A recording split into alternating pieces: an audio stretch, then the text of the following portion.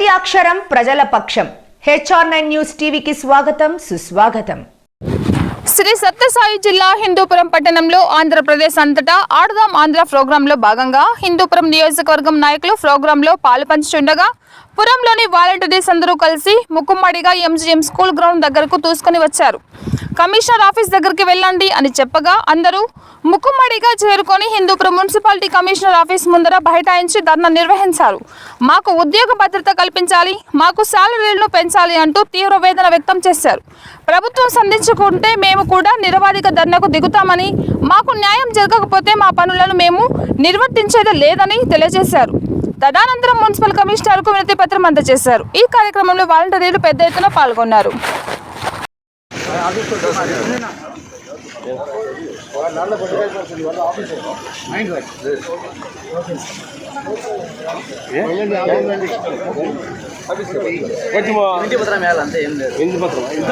Office దగ్గర మీరంతా employers ఉద్యోగస్తులు కదా.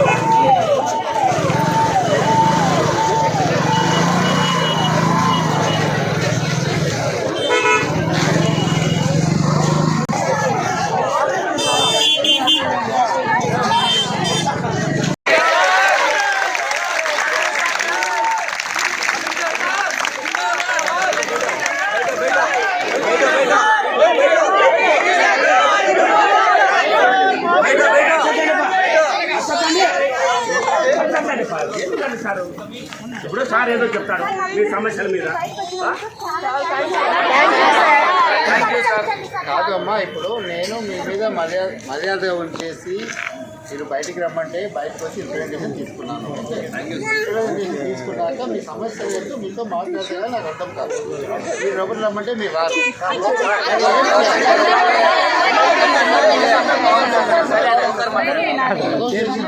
అసోసియేషన్ మెంబర్స్ ఇస్తే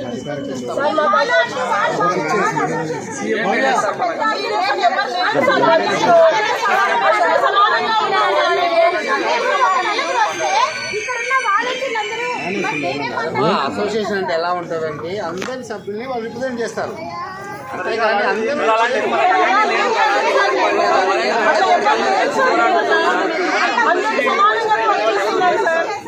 అందరికీ మంచి కావాలని అనుకుంటాము. ఇప్పుడు ఒక పద్ధతి అంటూ ఉంటుంది చేయడానికి. మన శాస్త్రం డిసిప్లిన్ కదా. సో నేను కమిషనర్తో ఒకసారి మీరు మర్యాద ఇచ్చాను, వచ్చాను, తీసుకున్నాను, ఇంకా డిస్కషన్ ఉంటే వచ్చి చేసుకోమన్నాను. అవన్నీ కాకుండా ఇలా కూర్చొని అరిస్తే ఇస్ ద డిసిప్లిన్? డిసిప్లిన్ కాదు కదా.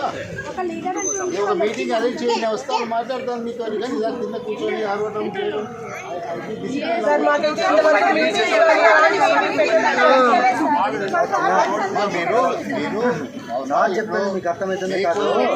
ప్రభుత్వము మీకు ఒక గవర్నమెంట్ ఆఫీసర్ పొజిషన్ ఇచ్చారమ్మా.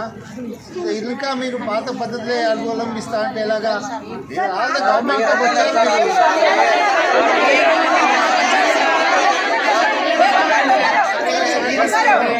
మాట మీకు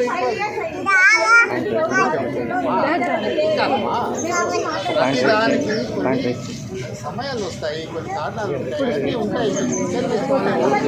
ఓపిక ఉండాలా, అన్నీ ఉండాలా. ఇప్పుడు మీరు ఇది గవర్నమెంట్ చేయకముందు మీరు ఉన్నారు కదా,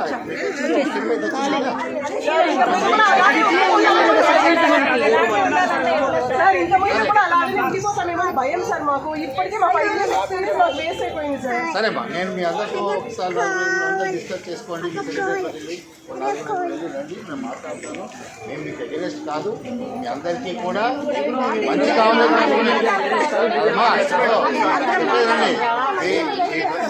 మన గవర్నమెంట్ కానీ మేము కానీ మీకు పాజిటివ్గానే ఉంటున్నాం.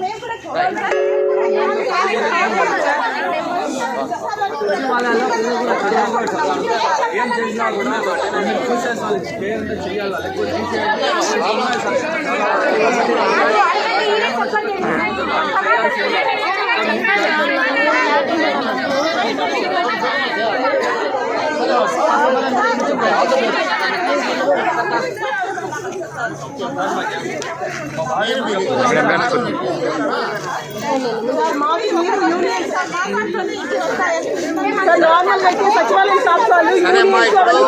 మీ రిప్రజెంటేషన్ నేను తీసుకున్నాను, అక్కడ చదువుతాను, అవసరాన్ని బట్టి టేక్ యాక్షన్.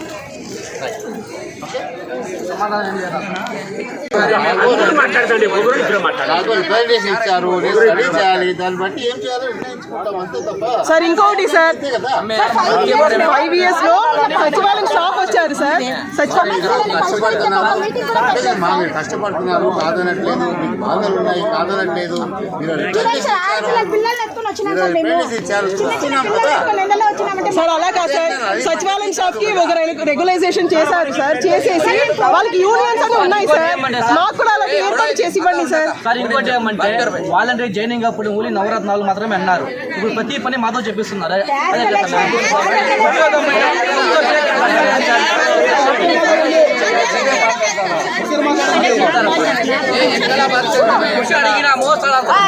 బాబు, మీరు జాయిన్ అయినప్పటి నుంచి నేనున్నాను.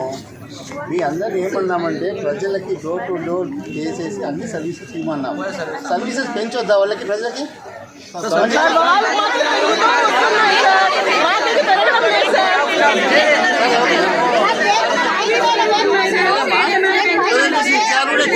Okay sir.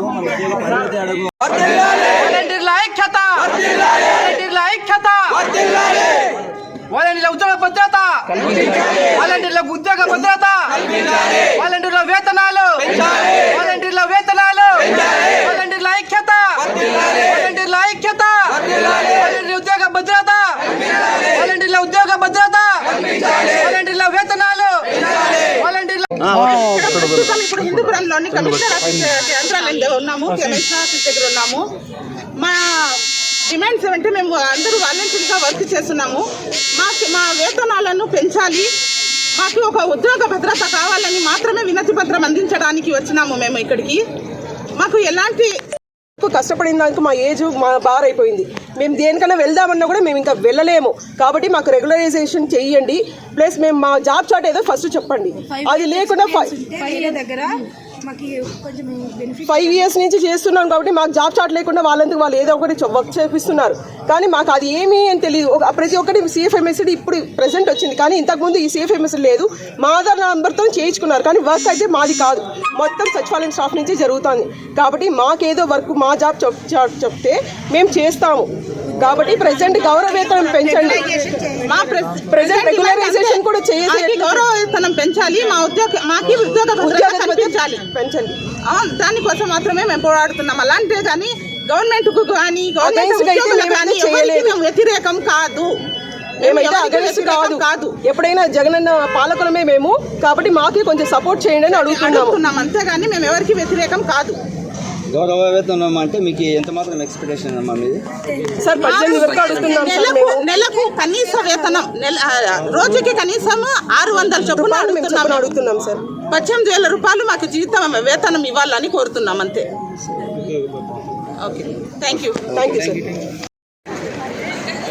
వాలంటీర్ల ఐక్యత, వాలంటీర్ల ఐక్యత, వాలంటీర్ల ఐక్యత, వాలంటీర్ల ఐక్యత, వాలంటీర్ల ఉద్యోగ భద్రత, వాలంటీర్ల ఉద్యోగ భద్రత, వాలంటీర్ల ఉద్యోగ భద్రత పెంచాలి, పెంచాలి, పెంచాలి, పెంచాలి, పెంచాలి. వాలంటీర్ల ఐక్యత, వాలంటీర్ల ఐక్యత, వాలంటీర్ల ఐక్యత,